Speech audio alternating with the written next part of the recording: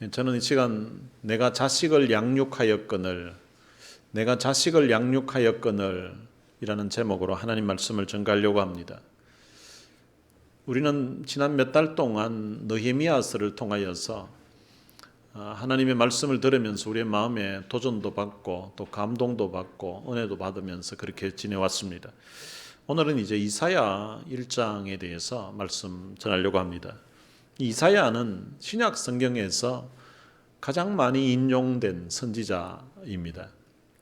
이사야 이름이 신약 성경에 총 22번이 나오는데 다른 선지자들의 이름을 다 합친 것보다도 이사야 이 한 사람이 나오는 것이 더 많이 나옵니다. 이사야의 이름의 뜻은 여호와의 구원입니다. 그의 이름의 그 뜻대로 이사야 선지자는 사역을 하면서 여호와의 그 구원에 대해서 선포를 합니다. 여호와의 구원에 대해서 선포를 하기 전에 먼저 범죄한 유다와 예루살렘에 대해서 하나님의 심판을 선포하고 그리고 난 다음에 여호와의 구원에 대해서 선포를 하게 됩니다. 이사야 선지자는 우시야 왕 때부터 해서 그 다음 요담, 아하스 그리고 히스기야 이 네 왕의 시대에 걸쳐서 약 50년에서 60년간이라는 오랜 기간 동안 그는 유다와 그리고 예루살렘에서 사역을 하게 됩니다. 1절에 보면 이사야를 소개하면서 아모스의 아들 이사야라고 이사야 선지자를 소개를 하고 있습니다. 구약 성경에 보면 선지자 아모스라는 사람이 있는데 그 사람은 아닙니다. 그냥 동명이인인데 다른 사람입니다. 유다와 예루살렘에 관하여 본 계시라라고 1절에서 기록하고 있습니다. 이 계시라는 말은 한자로는 10개자에다가 볼시자입니다. 열어서 보인다는 뜻이에요. 원래 우리 인생은 하나님에 대해서 알 수가 없고 하나님의 뜻을 알 수가 없는데 마치 하나님께서 건물 안에 계시면서 창문으로 있는 커튼을 이렇게 열어서 만약에 열게 되면 바깥에서 안을 볼 수 있듯이 하나님의 그 뜻을 열어서 보여줬다는 거예요. 그 열어서 보여준 것에 대해서 이 이사야가 기록을 하고 선포를 했다는 것입니다. 이사야는 유다와 예루살렘에 대해서 본 계시를 기록을 하는데 그런데 이사야 전체를 보면 유다와 예루살렘뿐만 아니라 그 주변에 있는 나라들까지 같이 포함해서 그가 하나님의 말씀에 대해서 선포를 하고 있습니다. 2절에 보면 이렇게 기록되어 있습니다. 하늘이여 들으라, 땅이여 귀를 기울이라. 하늘을 향하여서 좀 들어보라고, 그리고 땅을 향하여서 귀를 좀 기울이라고 합니다. 그러면서 여호와께서 말씀하시기를 내가 자식을 양육하였거늘 그들이 나를 거역하였도다. 지금 이 내용이 어떤 상황과 같은 거 하면 마치 법정에서 재판을 하는 것 같은 그런 상황으로 지금 묘사를 하고 있습니다.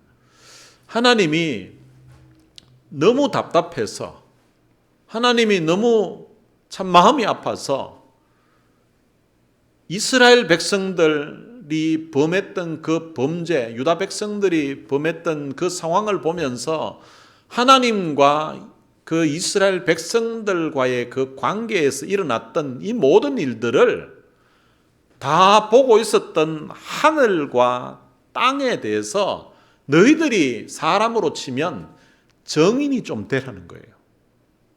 너희들이 처음 이스라엘을 내가 얼마나 사랑했는지 그리고 이스라엘을 얼마나 내가 돌보면서 지금까지 지내왔는지 그럼에도 불구하고 이스라엘 백성들이 지금 나를 버리고 범죄하고 부패하고 떠나간 이 상황을 하늘이 알고 땅이 아는데 너희들이 정인이 좀 되어달라는 거예요. 처음 하나님께서 이스라엘 백성들과 시내산에서 언약을 맺으실 때에 이제 하나님이 그들에게 말씀을 주십니다. 그 율법의 말씀을 주시는데 그때 이 하늘과 땅이 정인이 되었습니다. 신명기 4장 26절에 보면 내가 오늘 천지를 불러, 이 천지가 바로 하늘천 그리고 땅지 이래가지고 하늘과 땅을 불러 증거를 삼노니. 그러니까 처음 이제 이스라엘 백성들과 언약을 맺으실 때에 하늘과 땅이 너희들이 우리의 정이 되달라고 하나님이 그렇게 하셨던 것입니다. 신명기 30장 19절에도 내가 오늘 하늘과 땅을 불러 너희에게 증거를 삼노라. 그러니까 하늘과 땅이 하나님과 이스라엘이 언약 맺을 때에 옆에서 증거가 되었다는 것입니다. 그리고 신명기 31장 28절에도 너희 지파 모든 장로와 관리들을 내 앞에 모으라. 내가 이 말씀을 그들의 귀에 들려주고 그들에게 하늘과 땅을 증거로 삼으리라. 그러니까 하늘과 땅을 증거로 삼았다는 표현들이 여러 번 나옵니다. 그러니까 이 하늘과 땅은 하나님이 이스라엘 백성들을 얼마나 사랑했는지, 그들에게 베풀어 준 은혜가 얼마나 큰지 역사의 그 현장에 있으면서 하늘과 땅이 다 보았다는 것입니다. 그렇기 때문에 너희들이 좀 들어보라고. 이게 누가 잘못했는지, 내가 이렇게 하는 것이 내가 잘못된 것인지 아니면 이스라엘 백성들이 잘못한 것인지 너희들이 좀 증거가 돼달라고 이렇게 하소연을 하는 것입니다. 그리고 나서 이제 그들을 기소를 하는데요. 재판에서 기소하는데 그 내용이 무엇인가 하면 내가 자식을 양육하였거늘 그들이 나를 거역하였도다 라고 말합니다. 하나님이 이스라엘 백성들과의 그 관계를 아버지와 아들, 딸, 이 부자 관계로 표현을 하고 있습니다. 하나님은 신이시고 오늘 우리 인생들이 사람인데 하나님은 하나님과 우리와의 관계가 아주 남다르고 뗄 수 없는 특별한 관계라는 것을 설명하기 위해서 사람들이 이해할 수 있는 방법으로 하나님과 사람들과의 관계가 너무나 밀접하고 뗄 수 없고 너무나 사랑하는 관계고 독특한 관계라는 것을 설명을 합니다. 그런데 그 설명을 할 때에 성경 여러 곳에서 사람들이 이해할 수 있는 수준으로 하나님과 이스라엘 백성들과의 관계를 설명을 하는 거예요.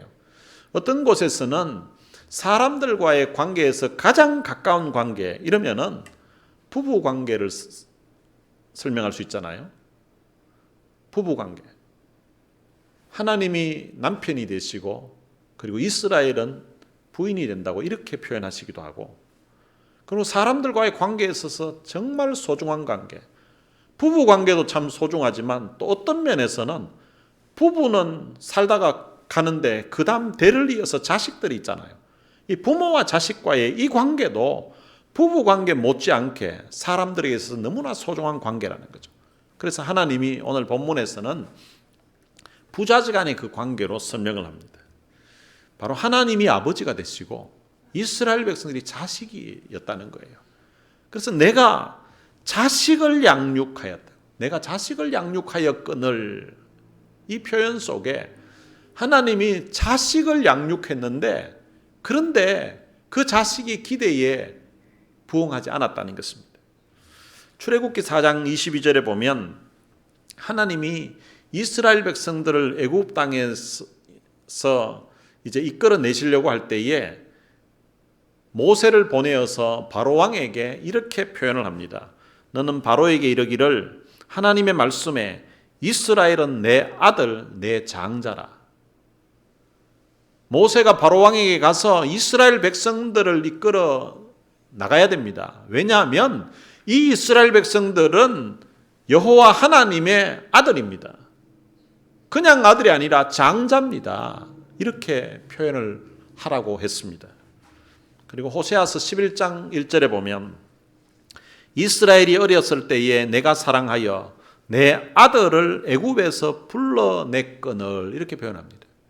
그러니까 하나님이 이스라엘 백성들을 처음부터 애굽에서 종살이하고 있을 그때부터 하나님은 그들을 아들로 생각하시고 아들로 여겼다는 것입니다. 신명기 1장 31절에서 모세는 이런 고백을 합니다. 광야에서도 너희가 당하였거니와 사람이 자기의 아들을 안는 것 같이 너희 하나님 여호와께서 너희가 걸어온 길에서 너희를 안으사 이곳까지 이르게 하셨느니라. 신명기는 광야 40년의 여정을 거의 마쳐갈 무렵에 이제 마지막 지금 1세대는 거의 다 죽었고 2세대들이 가나안에 들어가야 되는데 그 가나안에 들어가기 직전에 있는 그 2세대 이스라엘 백성들에게 모세가 고별 설교를 하는 내용입니다.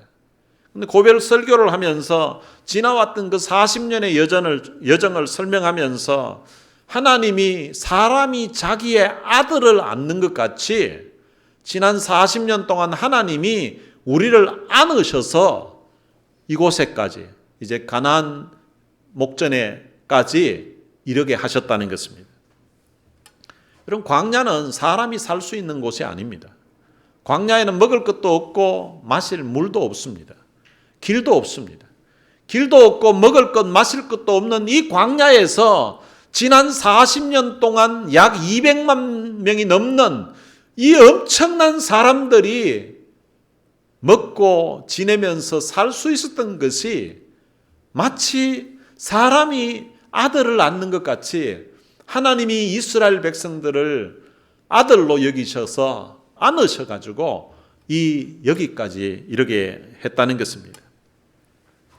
그러면서 33절에서는 그는 너희보다 먼저 그 길을 가시며 장막 칠 곳을 찾으시고 밤에는 불로 낮에는 구름으로 너희가 갈 길을 지시하신 자이시니라. 하나님께서 광야 40년 동안 이스라엘 백성들이 그 가야 될 곳을 먼저 가셔서 장막 칠 곳을 찾으셨다는 것입니다. 이스라엘 백성들 앞서 가시면서 어디에 이들이 장막을 치면 될까? 어디에 가서 지내면은 이 많은 사람들이 지내기에 불편함이 없을까? 하나님이 그렇게 찾으셨다는 것입니다. 그리고 밤에는 불로, 낮에는 구름으로 갈 길을 지시하셨다는 것입니다. 사실은 광야에는 길이 없는데 길을 하나님이 만들어 주시고 그 길을 여시고 하나님이 인도해 오셨다는 것입니다. 애굽에서부터 그리고 이 광야 가나안 입구까지 이렇게 우리가 무사히 지내올 수 있었던 것이 바로 하나님이 우리를 돌봐주셨기 때문에 가능했다는 것입니다. 그는 신명기 마지막 부분에 이렇게 가면서 32장 6절에서는 이렇게 이야기합니다. 어리석고 지혜 없는 백성아, 여호와께 이같이 보답하느냐? 그는 내 아버지시요 너를 지으신 이가 아니시냐? 그가 너를 만드시고 너를 세우셨도다.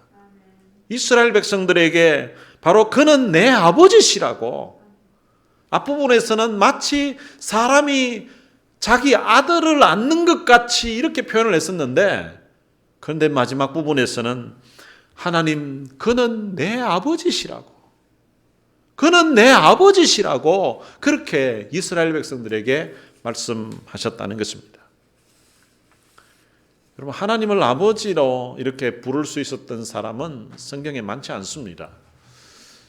처음 지음을 받았던 아담도 하나님을 아버지라고 부르지는 못했습니다. 그리고 아브라함도 성경에 하나님을 아버지라고 이렇게 부르지는 못했습니다. 그냥 하나님도 아브라함이 내 버지라고 이렇게 표현했지 내 아들이라고 이렇게까지는 표현하지 않았던 것 같아요. 그런데 이 모세는 그 광야 40년을 지나면서 하나님이 돌봐주신 그 은혜를 생각하고, 그리고 이스라엘 백성들에게 하나님 그는 내 아버지시라고, 하나님 그는 내 아버지시라고, 하나님이 아버지가 되셔서 애굽에서부터 지금 가나안까지 보호하시고 인도해 오셨다고, 그리고 그 갓 태어난 그 갓난 아기 그 어릴 적에 그 애굽에서 이스라엘 백성들을 이끌어내어서 하나님이 40년 동안 마치 자기 눈동자같이 지키시면서 그렇게 오셨다고. 그리고 뿐만 아니라 더 나아가서 이제 가나안 땅에 들어가게 되는데요, 가나안 땅에서는 이제 성년이 된 거죠. 성년이 되어서 이제 자식을 양육을 했는데 그 성년이 되어서 엄청난 세력으로 성장을 합니다. 그 이스라엘이 가장 강했던 때가 바로 다윗 왕이 통치할 때, 그리고 또 솔로몬 왕이 통치할 때, 그리고 오늘 본문에 나오는 이 우시야 왕이 통치할 때는 그 이름이 원방에 퍼졌다고 했습니다. 원방에. 그래서 수많은 원방에 있는 나라들이 조공을 갖다 바치는 이런 놀라운 역사가 일어났습니다. 이 내용을 오늘 본문에서는 내가 자식을 양육하였거늘이라고 합니다. 이스라엘 백성들이 힘이 있어서 이렇게 원방의 이름이 퍼진 것이 아니라 하나님이 그들을 양육하셨기 때문에, 하나님이 그들을 돌봐주셨기 때문에 바로 이렇게 그 이름이 원방에까지 퍼졌다는 것입니다. 그런데 하나님이 내가 자식을 양육하였는데 그들이 나를 거역하였다는 것입니다. 여러분, 거역했다는 말은 하나님과의 관계를 단절하고 그리고 하나님께 등을 돌렸다는 것입니다. 그 등을 돌린 그 상황을 3절에서는 이렇게 표현을 합니다. 소는 그 임자를 알고, 소는 그 임자를 알고, 나귀는 그 주인의 구유를 알건만은 한낱 미물인 짐승도 주인이 사랑해주고 주인이 돌봐주면 주인을 알아본다는 것입니다. 그리고 주인의 물건이 뭔지, 주인의 것이 뭔지 그걸 다 안다는 것입니다. 그런데 이스라엘은 알지 못했다고 합니다. 나의 백성은 깨닫지 못했다고 합니다. 여러분, 이 안다는 단어와 그리고 깨닫는다는 이 단어는 이스라엘 백성들은 단순히 머리로 알고 머리로 깨달았던 게 아닙니다. 그들은 하나님을 경험할 때에 삶으로 경험을 했습니다. 출애굽기 6장 7절에 보면 너희를 내 백성으로 삼고 나는 너희의 하나님이 되리니 나는 애굽 사람의 무거운 짐 밑에서 너희를 빼낸 너희의 하나님 여호와인 줄 너희는 알지라. 애굽 사람 밑에서 무거운 짐을 지고 고통스럽게 학대받으면서 살고 있을 그때 하나님께서 그들에게 하나님의 능력을 보여주셨습니다. 10가지 재앙을 통하여서 바로가 손을 드는 그런 역사가 일어났던 것입니다. 애굽 전역에 10가지 재앙이 임하는데, 그런데 이스라엘 백성들이 살았던 고센 땅에는 그 10가지 재앙이 임하지 않도록 하나님이 지키시고 돌봐주셨던 것입니다. 애굽의 모든 장자가 다 죽는 그 상황 가운데서도 이스라엘 백성들의 장자와 그 집에 있는 처음 난 짐승들은 죽지 않는 그런 기적을 그들이 머리로만 안 것이 아니라, 들어서 안 것이 아니라 그들이 눈으로 보았고 그들이 몸으로 체험하면서 하나님의 은혜와 하나님의 능력을 그들이 알았고 그들이 깨달았던 것입니다. 그런데 세월이 지나가면서 그 하나님의 은혜를 이제는 알지 못했다는 것입니다. 그리고 하나님의 살아계심과 하나님의 역사를 깨닫지 못했다는 것입니다. 여러분, 그들의 역사인데 들어서 알고는 있었겠죠. 그 조상들이 어디서 왔는지, 우리 조상들이 애굽 땅에서 출애굽해서 왔던 그 사실들을 아마 들어서 그들의 역사는 알고 있었을 거예요. 알고 있었다면 여기서 알지 못하고 깨닫지 못했다는 말은 의도적으로 하나님을 거부하고 자기 의지를 들여서 하나님의 뜻을 순종하지 않기로 하고 하나님께 등을 돌리기로 작정을 했다는 것입니다. 그 상황을 하나님이 너무 안타까워서 4절에서 이렇게 표현합니다. 슬프다 범죄한 나라요, 허물진 백성이요. 원래 이스라엘은 하나님이 그들을 시내산에서, 이제 광야 시내산에서 너희는 제사장 나라가 될 거라고, 하나님의 나라, 하나님의 거룩한 백성이 될 거라고 그렇게 언약을 맺었습니다. 그런데 이제는 범죄한 나라가 되었다는 것입니다. 그리고 허물진 백성이 되었다는 것입니다. 거룩한 백성이 아니라 이제는 범죄한 나라요, 허물진 백성이 되었다는 것입니다. 더 나아가서 행악의 종자요, 행위가 부패한 자식이로다. 이들은 하나님의 거룩한 백성으로 부름을 받은 사람인데 이제는 행악의 종자요, 행위가 부패한 자식이 되었다는 것입니다. 그래서 그들이 여호와를 버리며 이스라엘의 거룩하신 이를 만홀히 여겨 멀리하고 물러갔도다. 하나님을 그들이 아예 버렸다는 것입니다. 그리고 이스라엘의 거룩하신 이를 만홀히 여겼다고 합니다. 이 만홀히 여겼다는 말은 업신여겼다는 거예요. 이 경상도 사투리로는 그냥 여사로 여겼다고 하는데 별거 아닌 걸로 아주 하찮게 그렇게 여겼다는 것입니다. 그 정도 되니까 하나님이 선지자들을 통하여서 돌아오라고 책망하고 돌아오라고 합니다. 그런데 5절에 보면 너희가 어찌하여 매를 더 맞으려고 패역을 거듭하느냐. 선지자들이 불러도 돌아오지 않는 거예요. 계속해서 패역한 길로 가는 것입니다. 그래서 너무 안타까워서 너희가 어찌하여 매를 더 맞으려고 계속해서 패역을 거듭하느냐는 것입니다. 온 머리는 병들었고 온 마음은 피곤하였다고 합니다. 지금 이스라엘의 그 상태가 온 머리가 병들었다는 것입니다. 그리고 온 마음이 피곤하였다는 것입니다. 사람의 신체 중에서 사람의 몸 중에 제일 중요한 것 두 가지 선택하라면 하나는 머리고 그리고 하나는 마음이라고 할 수 있습니다. 사람의 머리가 가장 중요한데 그런데 이 온 머리가 병이 들었다는 거죠. 제정신이 아니라는 거죠. 그리고 온 마음이 피곤해졌다는 것입니다. 가장 중요한 부분이 병들고 피곤하게 되었다는 것입니다. 6절에서는 그 상황을 더 구체적으로 표현합니다. 발바닥에서 머리까지 성한 곳이 없이, 발바닥에서 머리까지 그 영적인 그 상태가 성한 곳이 없을 정도로 그렇게 되었다는 것입니다. 상한 것과 터진 것과 새로 맞은 흔적뿐이거늘.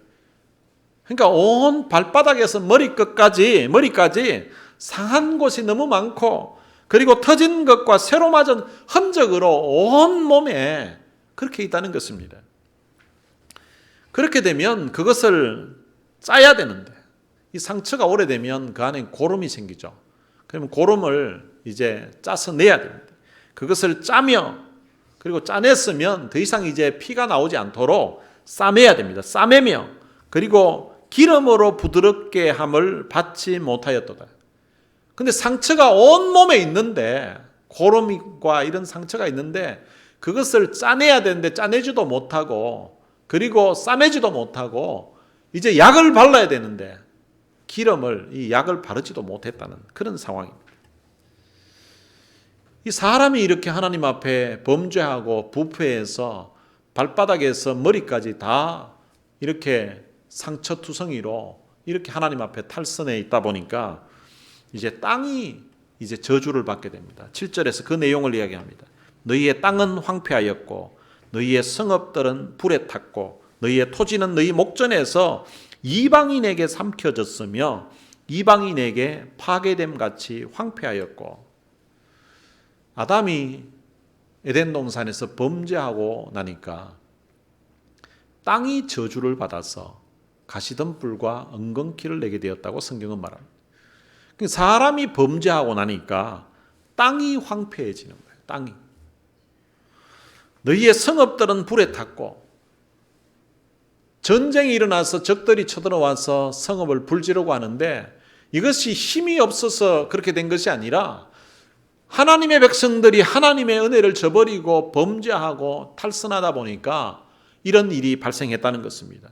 그리고 너희 토지는 너희 목전에서 이방인에게 삼켜졌으며 토지가 땅이 재산인데 그곳에 수고한 열매들이 그곳에 다 있는데 근데 전쟁으로 인해서 이방인들이 쳐들어와서 그 땅을 다 가져가 버렸다는 것입니다.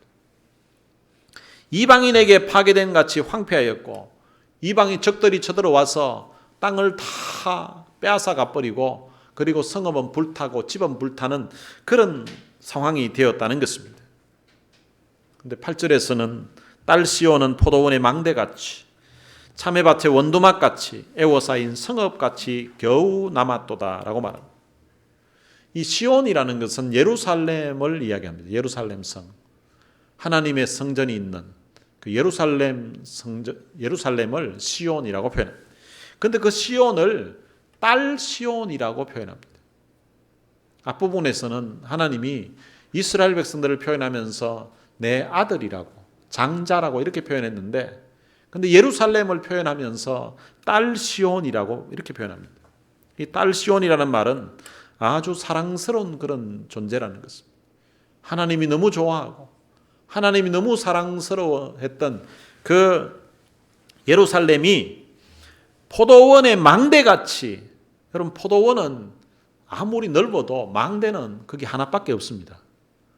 이제 혹시 짐승이 쳐들어오는지 아니면은 혹시 도둑놈이 와서 훔쳐가는지 그것을 보기 위해서 포도원에 이제 망대를 세워서 이 사방을 이렇게 둘러볼 수 있도록 하는데, 포도원 넓어도 하나 있거든요.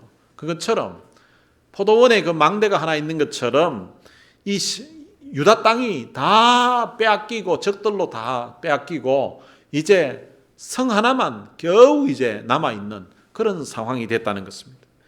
참외밭의 원두막 같이, 참외밭의 원두막도 마찬가지죠. 밭이 넓어도 원두막은 하나 있는 것처럼 그렇게 애워싸인 성읍같이 겨우 남았다는 거죠. 온 나라가 다 적들이 다 짓밟고 예루살렘만 겨우 남아있는 그런 상황이라는 것입니다. 그런데 9절에서는 만군의 여호와께서 우리를 위하여 생존자를 조금 남겨두지 아니하셨더라면 우리가 소돔 같고 고모라 같았으리로다. 8절에서는 겨우 남았도다라고 했는데, 근데 9절에서는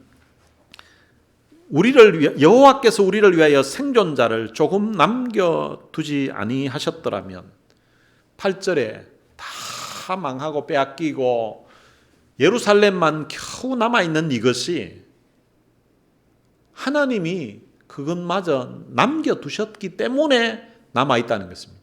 그런데 하나님이 만약에 남겨두지 않았더라면 소돔 같고 고모라 같았을 것이라는 것입니다.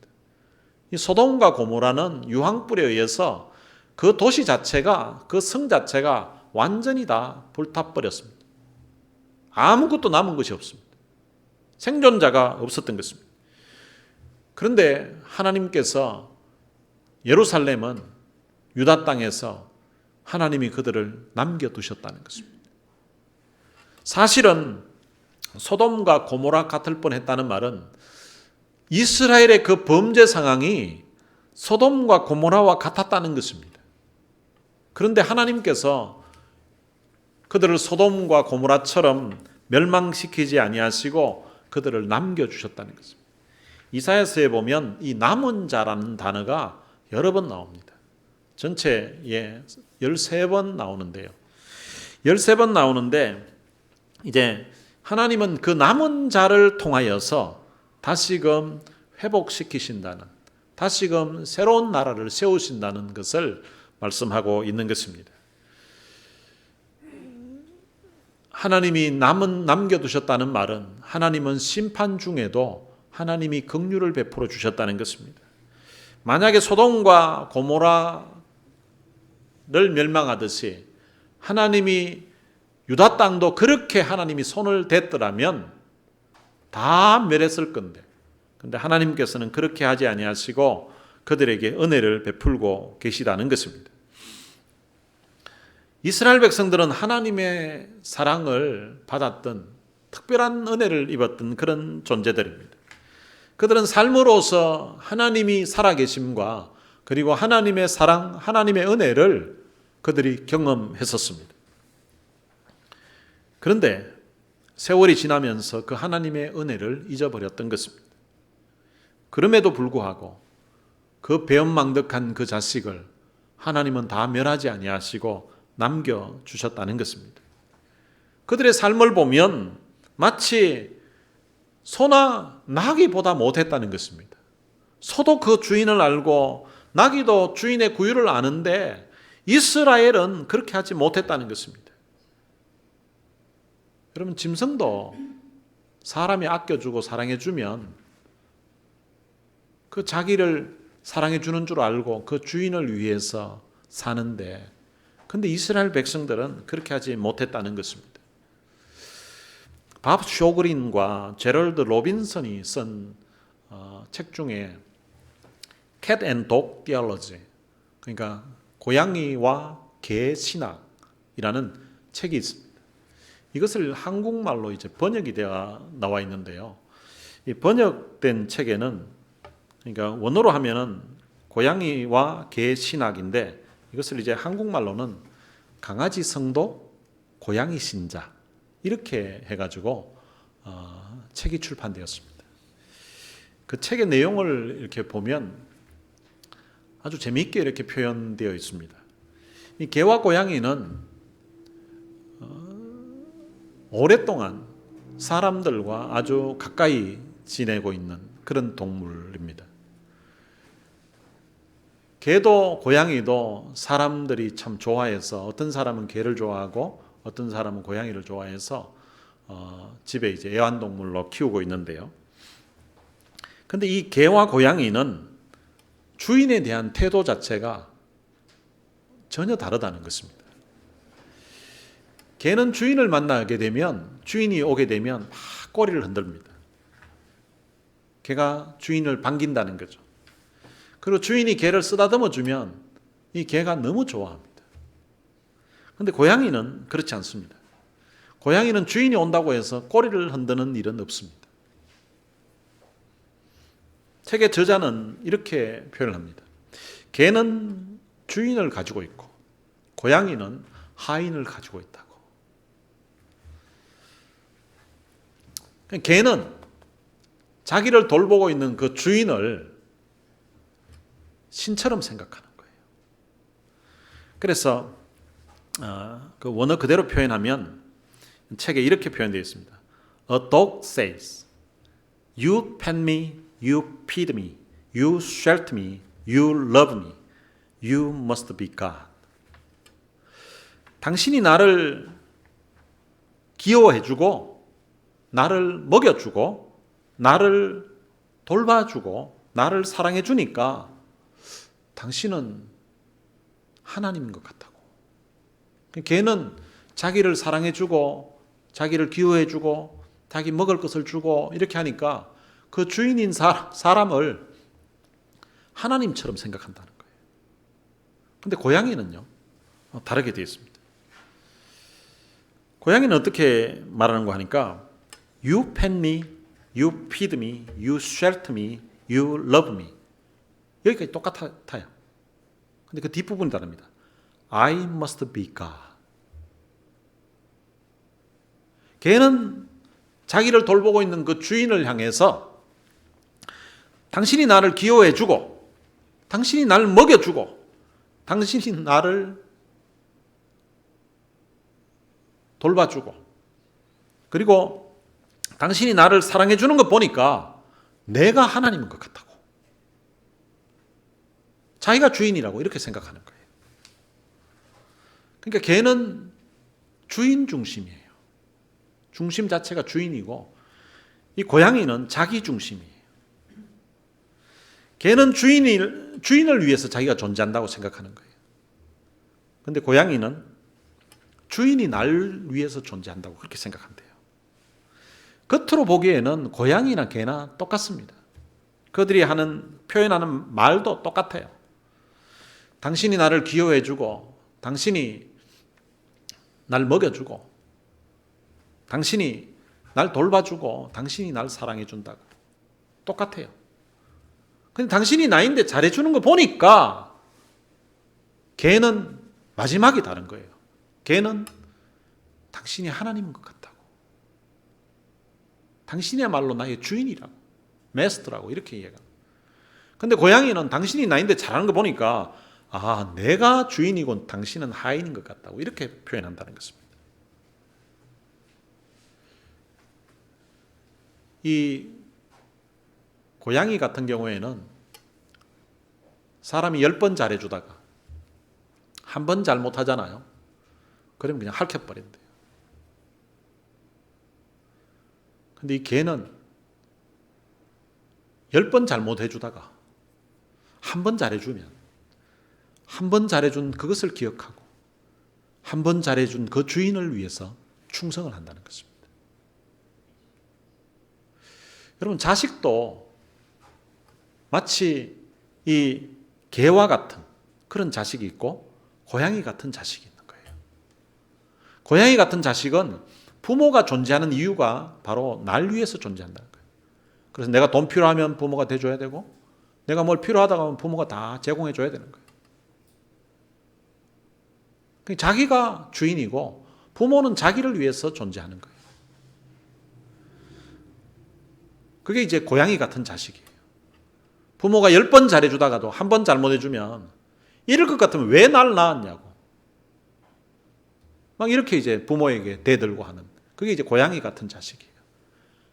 근데 이제 이 개와 같은 그런 자식은 부모가 때로는 참 제대로 해준 것도 없고, 그럼에도 불구하고 자기를 낳아줬다는 그 사실에 대해서 감사하고, 그리고 부모에게 효도하는, 10번 섭섭하게 했다가도 한 번 잘해주면 그 한 번 잘해준 그것을 생각하고 부모님께 효도하는 그런 자식, 그게 바로 개와 같은 자식이라는 것입니다. 이 개와 같은 자식은 자기가 존재하는 이유가 바로 이 부모님을 위해서 자기가 살아야 된다고 이렇게 생각한다는 거예요. 여러분, 이 내용을 몇 년 전에 제가 저희 아이들에게 3명에게 불러놔 놓고 설명을 해줬습니다. 방금 지금 설명한 것처럼. 야, 너네들은 고양이 같은 자식이야, 개 같은 자식이야, 이렇게 물었습니다. 첫째 아들에게 물었더니 저는 개 같은 자식이에요, 이렇게 했습니다. 둘째 아들에게 물었습니다. 야, 인덕아, 너는 고양이 같은 자식이야, 개 같은 자식이야, 이렇게 물었더니 옆에 막내 지혜가 작은 오빠는 당연히 개 같은 자식이죠. 왜? 그러니까 작은 오빠는 개띠잖아요. 지혜, 너는 고양이 같은 자식이야, 개 같은 자식이야, 이렇게 물었더니 저는 토끼 같은 자식이에요. 너는 왜 토끼 같은 자식이야? 이러니 토끼는 귀엽잖아요. 이렇게.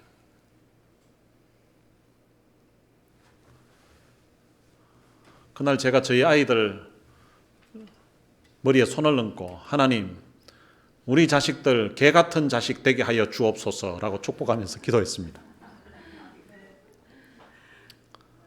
보통 욕할 때에 개 같은 놈, 개 자식 그런 의미로서 한 것이 아닙니다. 그 책에서 나오는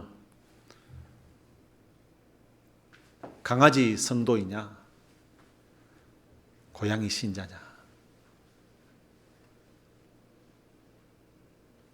똑같은 사랑을 받았는데도 사랑을 준 그 대상자를 향하여서 이게 주인인 줄 아느냐, 아니면 내 종인 줄 아느냐, 하인인 줄 아느냐, 개와 고양이의 그 신학에 대해서 아이들이 알아들을 수 있는 말로 설명한 다음에 고양이 같은 그런 은혜를 모르는 그런 사람이 되는 것이 아니라 은혜를 나누고 주인을 위해서 충성하는 바로 그 충성스러운 개와 같은 그런 존재로 살아야 된다. 그래서 개 같은 그런 자식이 되게 해달라고 그렇게 기도했던 것입니다. 오래전에 이호김 선교사님이 멕시코 엔세나다에서 사역을 할 때에 그 사역 현장을 방문한 적이 있었습니다. 거기 가서 선교사님의 그 사역을 돌아보면서 보고 있을 때에 그 선교 센터가 있고요. 그리고 이제 멕시코 사람들이 차가 별로 없으니까 그 지역에서 좀 떨어진 곳에 오후에 그 지역에 떨어진 곳에서 있는 사람들이 모여서 예배드리는 그 지교회가 있었습니다. 이제 그 교회에 갔는데요. 그 건물을 지키고 있는 개가 한 마리 있는 거예요. 덩치도 크고 아주 잘생겼어요. 그런데 선교사님이 그 개에 대한 이야기를 해줬습니다. 몇 년 전에 주인이 병들어서 버렸던 그 개를 선교사님 네 분이 발견하고 그것을 데리고 온 거예요. 그리고 치료를 해주고 그리고 먹을 것을 줘가지고 이제 그 병들어 죽어가던 그 개가 이제 건강한 개가 된 거예요. 근데 멕시코에는 도둑이 많은 거예요. 도둑이 많아서 그 지교회에다가 뭘 스피커고 앰프고 뭘 갖다 놓으면 도둑놈들이 다 훔쳐가 버리는 거예요. 그래서 이제 얼마 지나고 난 다음에 개가 완전히 건강을 찾았을 무렵에는 그 개를 그 지 교회에다가 갖다 놓은 거예요. 그리고 도둑이 못 들도록 지키게 한 거예요. 제가 갔을 무렵이 그때 그 개를 그 지 교회에 갖다 놓은 지가 1년이 좀 넘었을 무렵이었는데 1년이 넘도록 그 개가 그 교회 건물을 지키고 있는 거예요. 그 개가 오고 난 다음부터 도둑이 한 번도 교회에 들어온 적이 없다는 것입니다. 제가 그 개를 보고 너무나 큰 감동을 받았습니다. 야, 난 하나님 앞에 개만도 못한 놈이구나 하는 것을 깨닫게 됐습니다. 앞으로 이 개와 같은 그런 존재로만 살아도 하나님 앞에 정말 충성된 사람이 되겠다고 그렇게 생각했습니다. 제가 그 당시까지만 해도 요즘은 제가 개 들어가는 욕을 가끔씩 합니다. 하도 그 한국에 그 누구 있잖아요. 그거 막 이야기에 넣으면 막 개자가 막 나오려고 하더라고. 근데 제가 그때까지만 해도 개 들어가는 욕은 전혀 한 적이 없는데 그때 당시 이런 생각을 했습니다. 내가 앞으로 개 들어가는 욕은 절대 하면 안 되겠구나. 개가 들어가는 욕은 이게 좋은 말이 하나도 없습니다. 개보다 못하다고 해도 욕이고요. 개하고 같다고 해도 욕이에요. 그리고 개보다 낫다고 해도 칭찬같이 들리지 않습니다. 근데 사실은 오늘 이 본문을 보면 이스라엘 백성들은 소만도 못하고 나기만도 못한 거예요. 어쩌면 고양이도 그처럼 주인의 사랑을 받으면서도 생각이 지가 주인인 줄 안다니까요. 오늘 신앙생활 하면서도 내가 살아가는데 하나님이 나를 위해서 존재한다고 그렇게 생각하는 많은 신앙인들이 있습니다. 그런 사람들이 바로 고양이 같은 신자인 것입니다. 그런데 내가 살아가는 것이 하나님의 영광을 위해서 산다고 그렇게 믿고 살아가는 사람은 바로 이 개와 같은 그런 신앙인이라고 성도라고 할 수 있습니다. 사도 바울은 이런 고백을 했습니다. 우리가 살아도 주를 위하여 살고 죽어도 주를 위하여 죽나니 그러므로 사나 죽으나 우리가 주의 것이로다. 여러분 이 고백이 내 고백이라고 그렇게 할 수 있는 사람은 마치 개와 같은 그런 시각으로 신앙생활하는 사람이라고 할 수 있습니다. 그런데 하나님은 내가 필요할 때 기도하면 하나님은 도와주셔야 되고 그리고 돈 받고 나면 하나님 찾는 일이 없고 내가 하나님을 위해서 희생도 헌신도 없이 그래 살다가 답답할 때만 하나님을 찾는 사람이 있다면 그것은 바로 고양이와 같은 그런 신자라는 것입니다.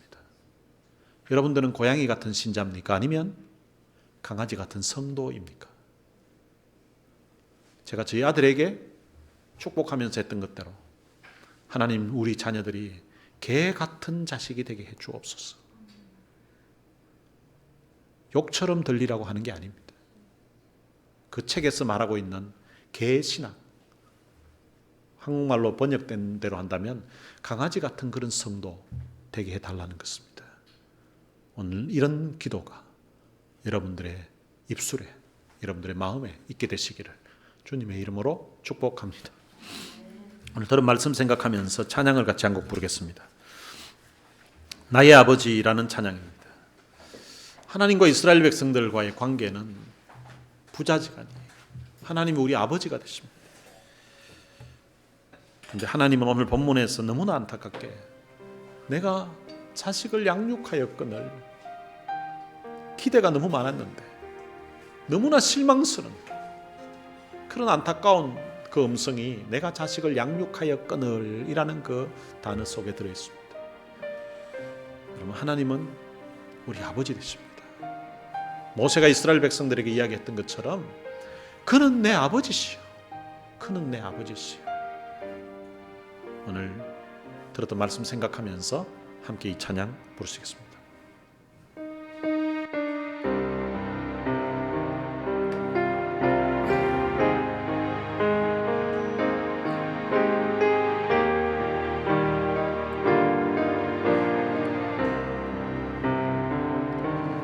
아버지 불러만 봐도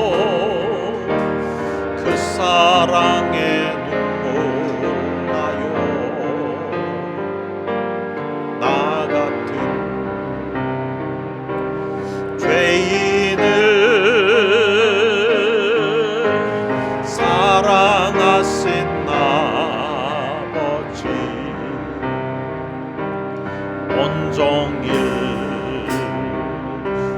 울어봐도 감당할 수 없는 그 사랑, 그 크신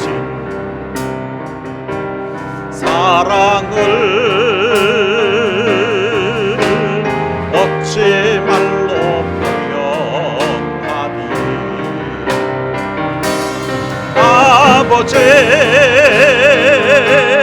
아버지, 내 영혼 깊은 곳에서 불러보는 내 아버지, 나의 아버지. 이 생명 다하네 그날까지 지키시고 인도하실 참 좋으신 나의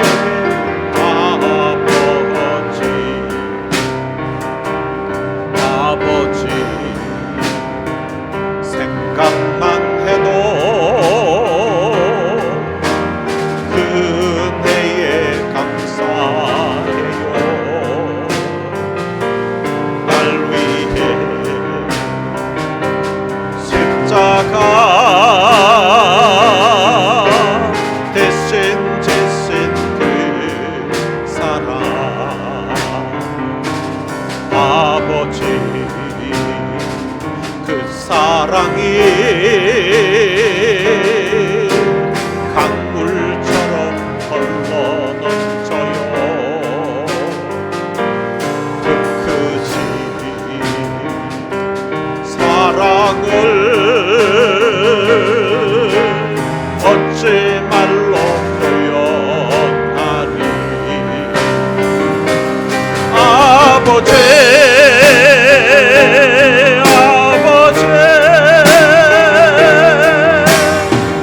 간절히 두 손을 잡고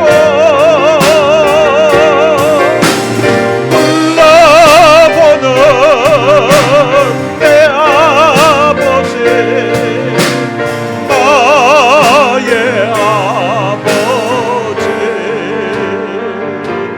이 생명 다하는 그날까지 동행하며 인도하실 신실하신 나의 한 번 더 하겠습니다. 아버지, 너만 봐도 그 사랑에 몰라요. 나 같은 죄인을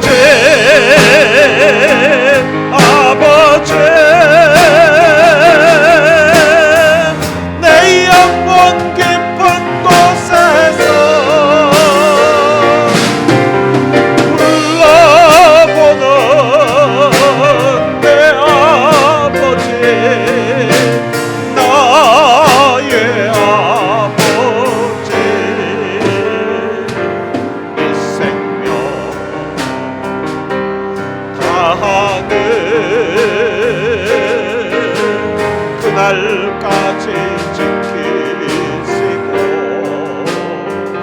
인도하시는 참 좋으신 나의 아버지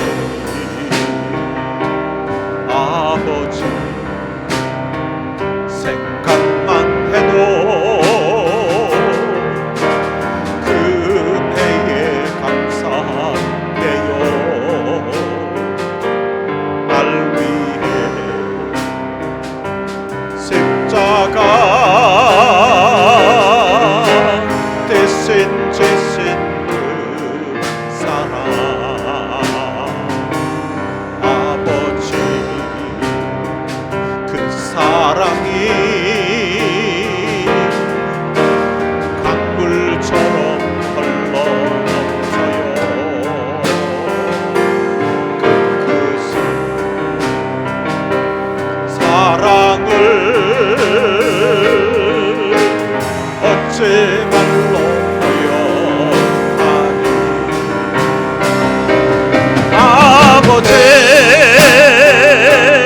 아버지 간절히 두 손을 잡고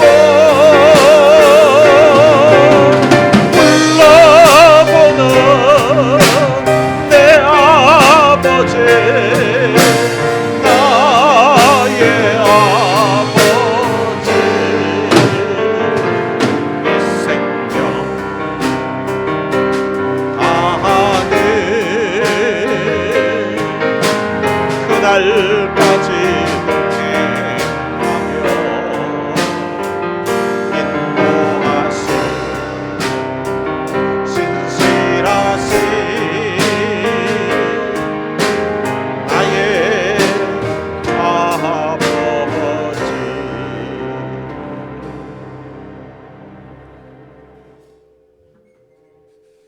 오늘 들은 말씀 생각하면서 이제 같이 한번 기도했으면 좋겠습니다. 내가 받은 아버지의 사랑, 내가 받은 아버지의 은혜 생각하면서 나는 고양이 같은 그런 신자였는지 아니면 강아지 같은 그런 성도였는지 한번 생각해 보면서 소도 주인을 알고 나귀도 주인의 구유를 알고 개도 자기를 사랑해 준 그 주인을 위해서 그렇게 충성을 하는데 만물의 영장으로 지음받은 사람인 내가 하나님이 그 아들 예수를 십자가의 죽음을 통하여서 죄사함 받고 하나님의 귀한 자녀로 삼게 된 내가 나는 어떻게 살아왔는지 우리의 삶을 한번 돌아보면서 하나님, 나도 하나님 앞에 고양이 같은 그런 신자로 살 것이 아니라 하나님 개와 같이 그렇게 은혜를 알고 충성할 줄 아는 그런 신앙인으로 살게 하여 주옵소서. 우리 다 같이 통성으로 기도하시겠습니다. 살아계신 아버지 하나님, 은혜를 감사합니다. 하나님, 돌이켜보니 하나님 앞에 고양이 같은 그런 신자의 사람인 것 같습니다. 소도 주인을 알고 나귀도 주인의 구유를 알거나 나의 백성은 알지도 못하고 깨닫지도 못한다. 받은 사랑 받은 은혜가 아주 큰데 애굽에서 종살이하던 그 이스라엘 백성들을 하나님의 아들로 장자로 부르셔서 광야 40년을 하나님이 돌봐주시고 그리고 가나안 땅에 하나님이 그들을 그러니까 하나님의 크신 은혜를 잊어버리고 하나님을 알지 않기로 작정을 하고 깨닫지도 못하고 하나님을 만홀히 여기면서 살아갑니다. 수없이 하나님의 말씀과 하나님 앞에 온전하게 살지 못하고 있는 허물진 내 모습을 시간 주님 앞에 내 모습 하나님 불만족을 주님 용서해 주옵소서. 하나님 정말 하나님 앞에서 충성스럽게 원하시오. 그런 개 같은 자신을 하게 하여 주옵소서. 하나님 우리 자녀들을 축복합니다. 오늘 우리 성도들을 주님이 축복해 주셨습니다. 고양이 같은 그런 자기만 알고 있는 그런 신자가 아니라 정말로 강아지 같은 그런 성도 되게 하여 주시옵소서. 하나님 베풀어 주신 은혜를 기억하고 축복을 할 그런 하나님의 사람 되게 하여 주시옵소서. 내가 자식을 양육하였거든. 그런데 하늘과 땅을 정도로 불렀어. 안타깝게 하소연하고 있는 하나님의 깜빡과 오늘 우리의 심령의 헤아릴 수 있도록 해주세요. 우리의 마음이 그 사실을 기억하게 해주세요. 하나님 앞에 충성스럽게 하나님, 오늘 우리가 주님 앞에 마치 충성스럽게 살았습니다. 하나님이 미국을 불쌍히 여겨주세요. 대한민국을 하나님이 불쌍히 여겨주시옵소서. 하나님이여, 하나님이여, 은혜를 베풀어 주셨습니다.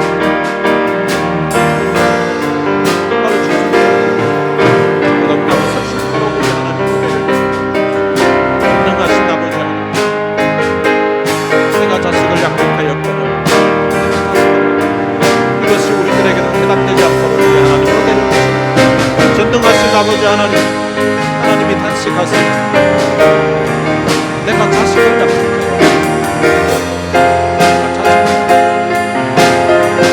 애굽에서 하나님이 돌보신 그 은혜, 하나님이 베푸신 그 사랑과 은혜, 망각해버렸던 잊어버렸던 이스라엘 백성들, 내가 자식을 약속하였고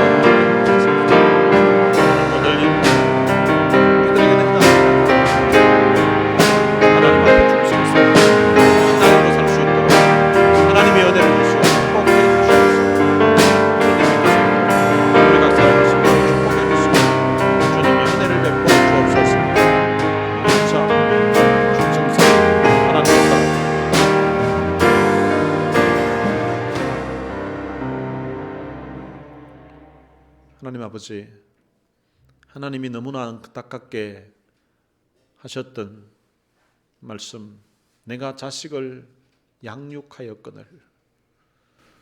탄식 속에서 나오는 이 내가 자식을 양육하였거늘 이라는 이 말씀이 오늘 우리들에게는 해당되지 않는 말씀으로 우리가 살 수 있도록 은혜를 베풀어 주옵소서.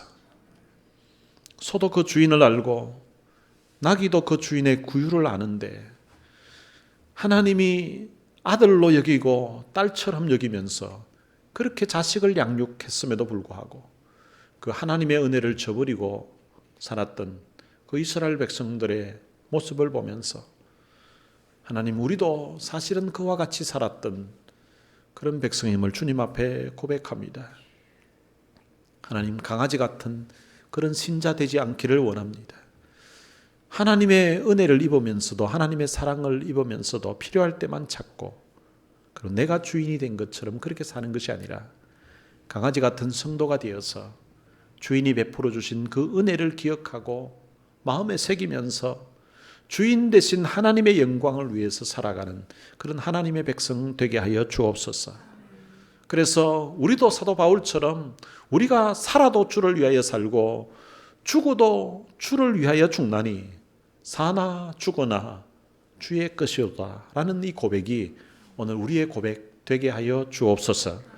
우리 주 예수 그리스도의 은혜와 하나님의 무한하신 사랑과 성령님의 위로교통 충만하심이 하나님께서 베풀어 주신 그 은혜를 마음에 간직하고 하나님의 영광을 위하여서 헌신하며 살 것을 마음에 다짐하는 주의 귀한 자녀들 머리 위에 이제로부터 영원토록 함께 있을지어다.